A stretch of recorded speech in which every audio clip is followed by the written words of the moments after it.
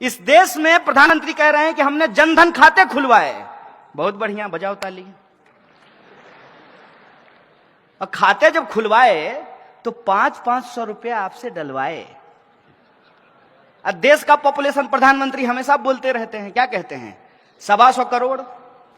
अरे 125 करोड़ में से 50 करोड़ भी यदि खाता खुला तो 50 करोड़ गुना 500 रुपया कितना हुआ? जोड़ते रहिए, सुन्ना डालते रहिए। और एनपीए किसका माफ किया गया? किसका कर्जा माफ किया गया? किसान का। किसका माफ किया गया? अंबानी जी का। कितना कर्जा माफ हुआ है सोच के बताइए। उसका फिगर आपको पता है? आपको घर में जितना कमरा होगा सब में भी रखिएगा तब भी जो है बाहर रह जाएगा। 3,16,500 करोड़ रुपया कर्जा माफ किया गया है। और 3 लाख रुपया मोदी जी किससे मांग रहे हैं? आरबीआई से। और नहीं दिया तो पटेल जी को क्या बोले? Okay tata bye bye sayonara. 3 lakh crore. और 3 लाख करोड़ का एक और रहस्य तिलिस्म है, उसको भी समझ लीजिए। जब नोटबंदी की गई तब प्रधानमंत्री ने लाल किले से कहा, बेहतरीन झूठ बोलते हैं लेकिन सामने से देखिएगा ना आपका दिल कहेगा कि कुछ भी हो इस बंदे को तो झूठ बोलने के लिए ऑस्कर मिलना चाहिए। माइक पे खड़ा होकर के उन्होंने कहा कि नोटबंदी के बाद 3 लाख करोड़ रुपया काला धन वापस आया है। तो 3 लाख करोड़ अगर काला धन वापस आया है, लॉजिक लगाइएगा, हम मोदी जी का विरोध नहीं कर रहे हैं, अपना तर्क इस्तेमाल कीजिएगा। तो मेट्रो बनाने के लिए 1 लाख करोड़ जापान से कर्जा लेने की जरूरत है? सोचिए ना सर, सोचिए, समझ में आ जाएगा। अरे कोई जन्मजात मोदी विरोधी थोड़ी हम पैदा हुए थे, उनका विरोध करने में मजा थोड़ी आता है। It's bad job, it's not a good job. क्यों करना पड़ रहा है? इसलिए करना पड़ रहा है कि बाप दादे ने जो पेड़ लगाए थे उसका मजा हमने लिया। इस देश में यदि बाबा साहब भीमराव अंबेडकर का संविधान नहीं होता तो इस देश में पब्लिक एजुकेशन पे पैसा खर्च नहीं होता और पब्लिक एजुकेशन के भीतर एक ही बेंच पे ब्राह्मण और दलित का बच्चा एक साथ बैठ करके पढ़ाई नहीं कर रहा होता। यह है संविधान की ताकत। यह संविधान किसी एक जाति, किसी एक धर्म के लिए नहीं है। यह संविधान इस देश के लिए है और देश देश के लोगों से बनता है तो लोगों के हक और अधिकार के लिए है, न्याय और बराबरी के लिए है। ये जो संविधान की ताकत है उससे जो हमने पढ़ाई की है, ये हमारी जिम्मेवारी है कि हम इसकी रक्षा करें। उसी प्रोसेस में आप ये देखिए कि 1 लाख करोड़ रुपया कर्जा ये ले लिए हैं। नारा क्या लगा रहे हैं? Made in India. वाह गुरुजी, कहते हैं मेड इन इंडिया। नागपुर में मेट्रो बन रहा है, कंपनी का नाम पढ़े हैं? कहां की कंपनी है? चाइना की है। आप सब लोग देशद्रोही हैं। कहां की कंपनी है? अभी आप सब लोग भी चाइना बोल रहे हैं। आप जी न्यूज क्यों नहीं देखते हैं? आप लोग जी न्यूज देखा कीजिए। यह है मेक इन इंडिया। क्या इस देश की किसी कंपनी के पास इतना स्किल नहीं था क्या? क्योंकि एक नारा है ना, स्किल इंडिया। तो क्या इस इंडिया में इतना स्किल नहीं था कि नागपुर का मेट्रो वो बना सके? नहीं था इनके हिसाब से। क्योंकि ये स्किल इंडिया नहीं है, इसका एस साइलेंट है, यह है एक्चुअली किल इंडिया। और नोटबंदी से इस देश के छोटे छोटे जो उद्योग धंधा करने वाले लोग थे, जो छोटे छोटे व्यापारी थे, उनके उद्योग धंधों को तबाह कर दिया गया और पैसा आपसे लेकर के पूंजीपतियों को दे दिया गया। और जब आरबीआई ने कहा कि इससे ज्यादा नहीं कर सकते भाई, सितार के तार को इतना ही खींचिए जितना में सुर भी निकले, ऐसा ना हो कि टूट जाए। उर्जित पटेल कहा ओके बाय बाय। यह है इस देश के इंस्टीट्यूशन की हालत। एक एक इंस्टीट्यूट को आप उठा करके देख लीजिए। आप चुनाव आयोग को देख लीजिए, आप सीबीआई को देख लीजिए, आप आरबीआई को देख लीजिए, और आप पब्लिक सेक्टर यूनिट जो है उसकी स्थिति देख लीजिए।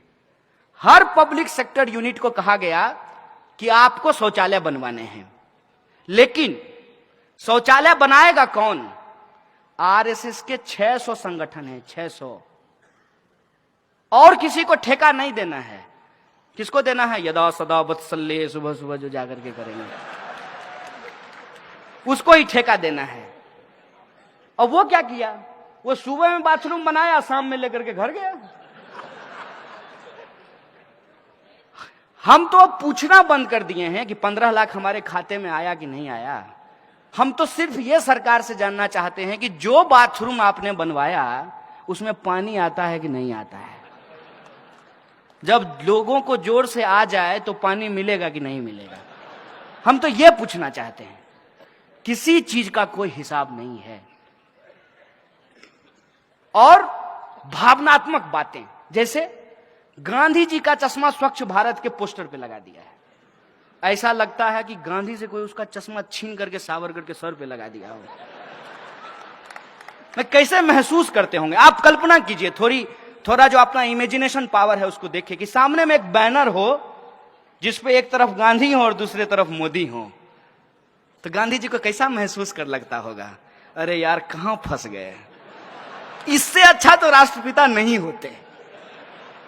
माने जो लोग मार करके मिठाई बांटी और उस हत्या को बध बताया, बध। अगर मैं गलत बोल रहा हूं तो मुझे बताइएगा। गांधी हत्या को ये लोग गांधी बध बोलते हैं। वही लोग सत्ता में आकर के कितना बेहतरीन एक्टिंग करते हैं मोदी जी, समझिए। जब वो गांधी पे फूल डाल रहे होते हैं, कितना बेहतरीन एक्टिंग है। कितना बेहतरीन एक्टिंग है जब वो बाबा साहब अंबेडकर के फोटो पे माला चढ़ा रहे होते हैं। क्योंकि उनका सोच क्या है? सोच है उनका कि गटर में उतरने से आध्यात्मिक सुख मिलता है। गजब का प्रधानमंत्री हो यार। तो उनका एक वीडियो आया था, योगा कर रहे थे। मन किया कि पूछ लें कि गटर में कब उतरिएगा आध्यात्मिक सुख के लिए। कर्मयोगी नाम का एक पुस्तक लिखे जिसमें बोले कि गटर में उतरने से आध्यात्मिक सुख मिलता है। और उससे भी ज्यादा हमारे यहां बिहार में एक शब्द कहते हैं, ढीठ। ढीठ ढीठ कहने का मतलब यह है कि आप कुछ भी कहिए, दोनों कान का इस्तेमाल करेंगे, एक से सुनेंगे दूसरे से निकालेंगे और मुंह से मन की बात करते रहेंगे, जनता कहीं भी जाए। प्रधानमंत्री कहते हैं कि गटर के गैस से चाय बनाई जा सकती है। उनको गटर का गैस दिख जाता है। आपको गैस दिखा है? आप घर में एलपीजी यूज करते हैं ना, तो एलपीजी जो होता है उसमें स्मेल नहीं होता है ओरिजिनली, तो उसमें एक स्मेल मिलाया जाता है ताकि जब लीकेज हो तो लोगों को पता चल जाए कि गैस लीक हो रहा है। प्रधानमंत्री के पास अद्भुत कला है कि गैस भी देख लेते हैं। आंख है कि एक्सरे मशीन है, आप देख लीजिए। ऐसे ही थोड़ी उनको अवतार साबित किया गया है। तो बोले कि एक जब बार हम जा रहे थे तो गैस से जो है हमने देखा कि लोग चाय बना रहे हैं। अब इसको कोई भी कह देगा कि झूठ है। खुद प्रधानमंत्री के बगल में जब वो भाषण दे रहे होते हैं तो एक आदमी खड़ा होता है एसपीजी का, ऐसे करके, तो वो कहता होगा कितना बड़ा झूठा है यार। तो बोले कि गैस से चाय बनती है। अब देखिए एक बड़ी मार्मिक बात है यहां पे कि गैस से चाय बनती है, ना दिखने वाली गैस आपको दिख जाती है, लेकिन उस गैस से इंसान मरते हैं ये आपको नहीं दिखता है। हर दिन आप अखबार उठा करके देख लीजिए, इस देश के किसी ना किसी कोने में जो मैनुअल स्कैवेंजिंग करने वाले लोग हैं, गटर में उतरने के चलते उनकी मौत हो जाती है। 9,000 करोड़ रुपया लेकर के एक पूंजीपति भाग जाता है, भागते रहता है। 2 योजना मशहूर है प्रधानमंत्री की, देश में पकौड़ा योजना और विदेश में भगौरा योजना है। ये जो है ये साहब एक किसी पूंजीपति से अगर उसका एनपीए ये वसूल लें, 56 इंच का सीना है ना, खुद ही कहे थे, तो अपना 56 इंच का सीना का इस्तेमाल करें और किसी एक पूंजीपति का कॉलर पकड़ करके कहेंगे कि सारा एनपीए सरकार के खाते में जमा करो, और एक पूंजीपति के एनपीए से इस देश में सदा सदा के लिए मैनुअल स्कैवेंजिंग को खत्म किया जा सकता है। लेकिन प्रायोरिटी होगी तब ना, प्रायोरिटी जनता कभी थी ही नहीं। इस देश के दलित, किसान, मजदूर, आदिवासी, महिला, अल्पसंख्यक, ये इनके एजेंडे में कभी शामिल ही नहीं थे। और इस पे यदि आपको भरोसा नहीं होता है, प्रधानमंत्री का बयान जब वो मुख्यमंत्री थे तब का आप जाकर के सुन लीजिए। पैसा नहीं लगेगा, जियो धन धनाधन। अब क्या वो बनाए अपने प्रचार के लिए, तो हम यूज कर लेते हैं अपने प्रचार के लिए। आप YouTube पे जाके सुनिए। 2002 दंगे के बाद जब पत्रकार ने प्रधानमंत्री से पूछा कि आप रिलीफ कैंप में क्यों नहीं जाते हैं, तो जानते हैं प्रधानमंत्री ने क्या कहा था? प्रधानमंत्री ने कहा था कि वो बच्चा पैदा करने का खान है, वहां जाकर के क्या करेंगे। ये प्रधानमंत्री के शब्द हैं।